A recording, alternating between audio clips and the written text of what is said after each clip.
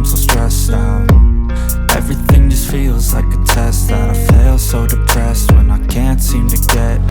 नमस्कार, welcome back to the channel. स्वागत है आपका एक नए वीडियो में। आज इस वीडियो में मैं आपके साथ शेयर करूंगा कुछ ऐसी बातें, कुछ ऐसी चीज़ें जिन्हें मैं सच मानता रहा, फॉलो करता रहा काफ़ी टाइम तक। In my entire 20s, even in my early 30s, मैं इन चीज़ों को रिलीजियसली फॉलो करता था, जुनून की तरह। मुझे लगता था अगर मैं इन चीज़ों को फॉलो नहीं करूंगा तो मेरी बॉडी नहीं बनेगी। बट फिर कुछ साल पहले थोड़ी सी रिसर्च करने के बाद, ये समझने के बाद कि साइंस इस बारे में क्या कहती है, मुझे पता लगा कि ये बातें मिथ है और कुछ नहीं। इससे पहले इंफॉर्मेशन का एक्सेस भी करना मुश्किल होता था, पर इंटरनेट के साथ, यूट्यूब के साथ, गूगल के साथ अब इंफॉर्मेशन काफी इजीली अवेलेबल है, अच्छी क्वालिटी की। तो इसलिए मैंने सोचा कि इस टॉपिक पे एक वीडियो का व्लॉग बनाया जाए। सबसे पहले लगाएंगे एक push workout. I don't really know what comes next. I'm just doing my best, even though I'm so stressed out. Everything just feels like a test that I fail, so depressed when I can't seem to get out. But something deep inside won't let me quit. I swear that I'm inspired by all this shit. Tell me that I can and I won't. That's what guides me the most. Fuck your lies, I'll do what I want.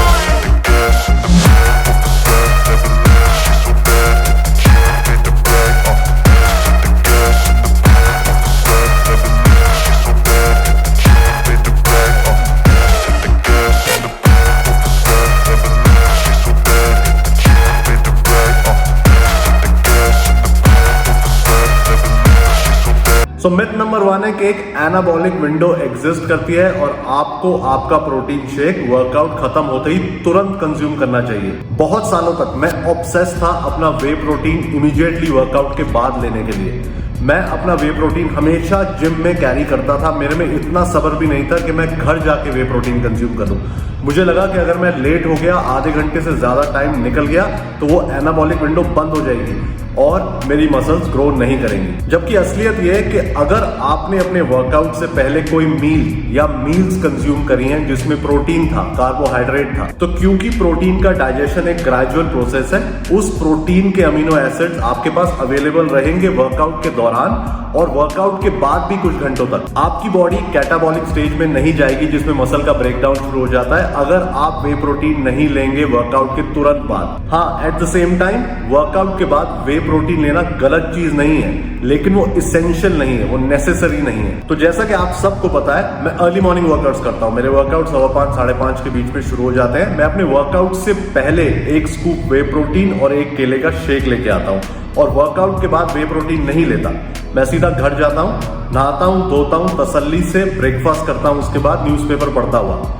उस breakfast में मैं protein और carbohydrate का एक combination लेता हूं। Anabolic window यानी कि वो समय जब आपकी मसल ज्यादा सेंसिटिव होती है न्यूट्रिएंट एब्जॉर्प्शन के लिए, वो विंडो 30 मिनट से काफी ज्यादा बड़ी होती है। ये एनाबॉलिक विंडो वर्कआउट से 3 से 4 घंटे बाद की भी हो सकती है। डिपेंड करता है कि आपने वर्कआउट से पहले क्या कंज्यूम किया है। सबसे इंपॉर्टेंट फैक्टर है पूरे दिन का आपका प्रोटीन गोल हिट करना। तो आप पूरे दिन में कितना प्रोटीन कंज्यूम कर रहे हैं, that is more important versus timing of that protein. Myth number 2 है अपने वर्कआउट को रेगुलरली चेंज करना अपनी मसल को कंफ्यूज करने के लिए। तो मैं बहुत टाइम तक अपना वर्कआउट हर 2 से 3 महीने के बाद चेंज कर देता था। मुझे लगता था अगर मैं ऐसा नहीं करूंगा तो मेरी बॉडी यूज्ड हो जाएगी इन एक्सरसाइजेस के और मेरी मसल ग्रो करना बंद कर देगी। मुझे बताया जाता था कि मुझे अपने वर्कआउट फ्रीक्वेंटली चेंज करके अपनी मसल को कंफ्यूज करना है, अपनी मसल को शॉक करना है। बट ये भी एक बहुत बड़ा मिथ है, क्योंकि भाई हमारी मसल्स का दिमाग तो होता नहीं जो हम उसे कंफ्यूज कर पाए। अपने वर्कआउट को रेगुलरली चेंज करना और एक वर्कआउट पे ना टिके रहना काफी काउंटर प्रोडक्टिव होता है। सबसे बड़ा रीजन है क्योंकि आप अपने प्रोग्रेसिव ओवरलोड को इसमें ट्रैक नहीं कर सकते। एक शेड्यूल स्टार्ट करने के बाद हमें समय लगता है हर एक्सरसाइज में स्ट्रांग होने का, अपनी स्ट्रेंथ बढ़ाने का। तो अपनी स्ट्रेंथ को मैक्सिमाइज करने से पहले ही अगर आप वर्कआउट को स्विच कर देंगे, चेंज कर देंगे,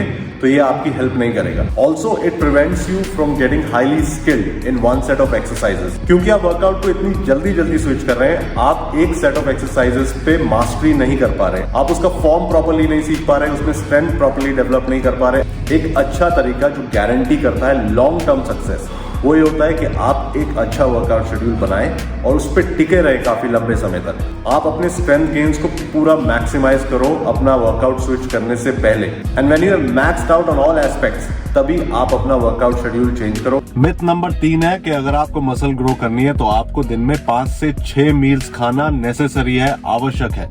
मैं भी ये चीज बहुत टाइम तक मानता रहा, दिन में 5, 6, 7 मील्स खाता रहा। मुझे लगता था कि मैं जितनी फ्रिक्वेंटली खाना खाऊंगा मेरी मसल्स को उतनी फ्रिक्वेंटली न्यूट्रिएंट मिलते रहेंगे, मेरा मेटाबॉलिज्म हाई होता रहेगा, मैं कैटाबॉलिज्म में नहीं जाऊंगा। मैं एक हद तक ऑब्सेसिव था इस प्रिंसिपल के लिए। मैं हर 2 से 3 घंटे के बाद कुछ ना कुछ खाता था, इर्रिस्पेक्टिव कि मैं कहीं भी हूँ, चाहे मैं ऑफिस में हूँ, चाहे मैं मीटिंग में हूँ, चाहे मैं घूम रहा हूँ, चाहे मैं वेकेशन पे हूँ। मुझे हर 2 से 3 घंटे के बाद कुछ ना कुछ खाना है जिसमें प्रोटीन होना चाहिए। लेकिन इन रियलिटी, वास्तविकता में अगर आपको मसल बिल्ड करनी है तो सिर्फ 2 चीजें इंपॉर्टेंट है कि आप पूरे दिन में कितनी कैलोरीज खाते हैं और आपका पूरे दिन में प्रोटीन इंटेक कितना है। अब आप इन कैलोरीज को और इन प्रोटीन को कैसे अरेंज करते हैं दिन में, इससे कोई फर्क नहीं पड़ता। आप चाहे इन कैलोरीज और प्रोटीन को 2 मील में ले लें, 3 मील में ले लें, 5 मील में ले लें, 7 मील में ले लें, वो आपकी चॉइस है। लेकिन एक defined number of meal pattern जरूरी नहीं है ऑप्टिमल मसल ग्रोथ के लिए। Irrespective of the number of meals you consume, आपके रिजल्ट सेम ही रहेंगे। तो अगर आपका लाइफस्टाइल आपको परमिट करता है केवल 3 मील खाना, ब्रेकफास्ट, लंच, डिनर, लेकिन आप इन 3 मील्स में अपनी required number of calories consume कर लेते हैं और अपनी बॉडी को सफिशिएंट अमाउंट ऑफ प्रोटीन दे देते हैं, तो आपकी मसल बिल्कुल ग्रो होगी, उतनी ही ग्रो होगी उस आदमी जितनी जो 6 मील खा रहा है और इतनी कैलोरीज और प्रोटीन ले रहा है। मिथ नंबर 4 है कि muscle soreness is equal to muscle growth. काफी टाइम तक मुझे ये लगता था कि जिस वर्कआउट के बाद मेरी मसल सोर है, यानी मेरी मसल में थोड़ा खिंचाव है, दर्द है, वो वर्कआउट सक्सेसफुल था, वो वर्कआउट अच्छा था, आज तो मेरी मसल ग्रो होगी। लेकिन जिस वर्कआउट के बाद मुझे कुछ फील नहीं होता था, मेरी मसल में कोई दर्द नहीं अगले दिन, तो मुझे लगता था यार कल वर्कआउट अच्छा नहीं किया, शायद मेरा फोकस अच्छा नहीं था, शायद मेरी स्ट्रेंथ कम हो गई है। 1000 तरीके के ख्याल आते थे और ये लगता था कि ये वर्कआउट एक फेलियर था। Now muscle soreness is an indicator कि मसल टिश्यू में कोई डैमेज हुआ है, लेकिन ये नेसेसरली ये इंडिकेट नहीं करता कि ये damage will result into muscle growth. Any type of repetitive stress, जो स्ट्रेस आप बार बार अपनी मसल्स पे अप्लाई करते हो, जैसे कि अगर आप रन करते हो, अगर आप भाग रहे हो काफी समय तक, तो आपके पैरों में सोरनेस आती है। अगर आप बहुत टाइम के बाद क्रिकेट खेलो तो आपके कंधों में और आपके बैक में अगले दिन सोरनेस आती है। तो आई एम श्योर आप ये समझोगे कि ये जो सोरनेस आपको होती है ये डेफिनेटली मसल ग्रोथ में तो आपकी हेल्प नहीं करेगी। तो सिमिलरली वर्कआउट के बाद की सोरनेस भी ये गारंटी नहीं करती है कि आपकी मसल ग्रोथ होगी। मसल ग्रोथ का प्राइमरी फैक्टर सोरनेस नहीं होता, केवल प्रोग्रेसिव ओवरलोड होता है। अगर आपने हर वर्कआउट में प्रोग्रेसिव ओवरलोड लगाया है, यानी किसी न किसी एस्पेक्ट में आपका वर्कआउट पिछले वर्कआउट से बेटर था, तभी आपकी मसल ग्रो करेगी, प्रोवाइडेड आपकी डाइट भी टू द पॉइंट हो। यही फैक्टर होता है मसल ग्रोथ का। सोरनेस से मसल ग्रोथ का डायरेक्ट लेना देना नहीं है।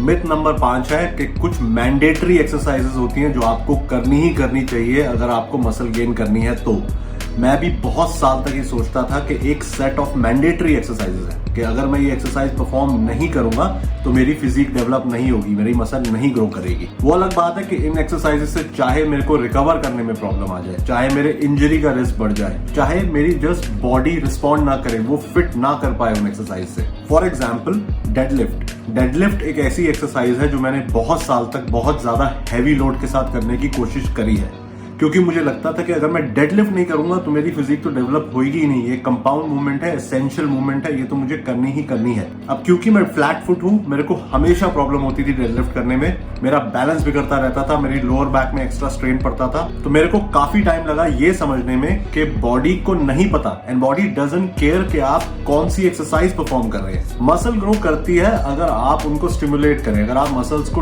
ट्रेन करें, स्ट्रेंथ ट्रेनिंग परफॉर्म करें, और ये आप अचीव कर सकते हैं अपने चॉइस की एक्सरसाइज परफॉर्म करके जो लगाने में आपको मजा आ रहा है, जिससे आपकी मसल अच्छे से एक्टिवेट हो, आपकी अच्छे से बॉडी रिस्पॉन्ड करे। एक्चुअली कुछ मूवमेंट पैटर्न्स होते हैं, ये मूवमेंट पैटर्न आपके एक्सरसाइज शेड्यूल में हमेशा होने चाहिए। फॉर एग्जाम्पल, आपको चेस्ट प्रेस करना जरूरी है अपनी चेस्ट को ग्रो करने के लिए। अब आप वो चेस्ट प्रेस बार्बल से करें, बेंच प्रेस लगाएं या डंबल प्रेस लगाएं या इवन मशीन प्रेस लगाएं, मूवमेंट सेम है। जिस एक्सरसाइज से आपकी बॉडी अच्छा रिस्पॉन्ड करती है, आप उस एक्सरसाइज को चूज करो और उसे लंबे पीरियड तक लगाओ। सो डू और perform exercises that you like, as long as आप ऐसी प्रिंसिपल मूवमेंट्स अपने वर्कआउट शेड्यूल में ऐड करें। तो फोकस कीजिए मूवमेंट पैटर्न्स पे जो एसेंशियल है, ना कि किसी पर्टिकुलर एक्सरसाइज पे।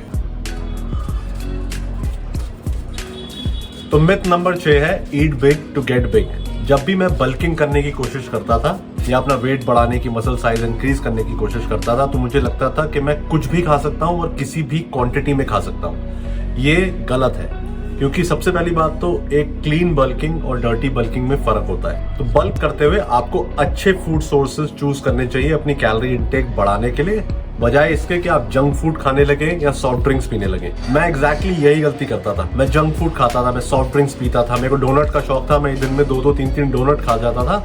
मुझे लगता था इतनी एक्स्ट्रा कैलोरीज खाने से मेरी बॉडी पॉजिटिवली रिस्पॉन्ड करेंगी और मेरा वेट बढ़ेगा, मेरी मसल का साइज बढ़ेगा।